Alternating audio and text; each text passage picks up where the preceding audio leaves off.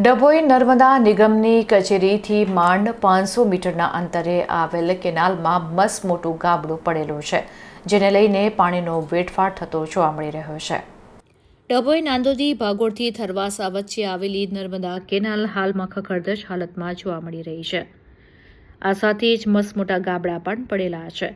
આશ્ચર્યની વાત એ છે કે આ ગાબડું ડભોઈ નર્મદા નિગમની કચેરીથી માંડ 500 મીટરના અંતરે છે, છતાં અધિકારીઓ અજાણ હોય તેમ લાગી રહ્યું છે.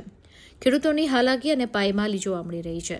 પાણીનો વેડફાટ પણ થતો જોવા મળી રહ્યો છે.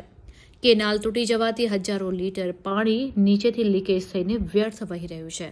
તો છેવાડાના ખેડૂતોને પાણી ન મળવાથી પાકને નુકસાન થઈ રહ્યું છે.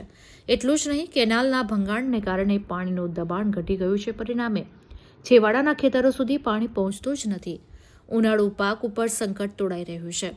હાલ ઉનાળાની શરૂઆત થઈ ચૂકી છે. કમોસમી વરસાદને કારણે ખેડૂતો પહેલેથી જ પાયમાલ થયા છે, ત્યારે હવે બીજા પાક માટે કેનાલના પાણીની આશા પણ ઠગારી નીવડી રહી છે.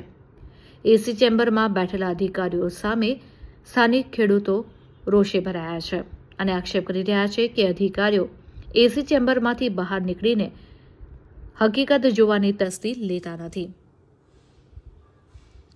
જો તેમની ઓફિસની આટલી નજીકનું નુકસાન તંત્રને દેખાતું ન હોય તો ગ્રામ્ય વિસ્તારોની સ્થિતિ કેટલી બદતર હશે તે કલ્પનાનો વિષય છે.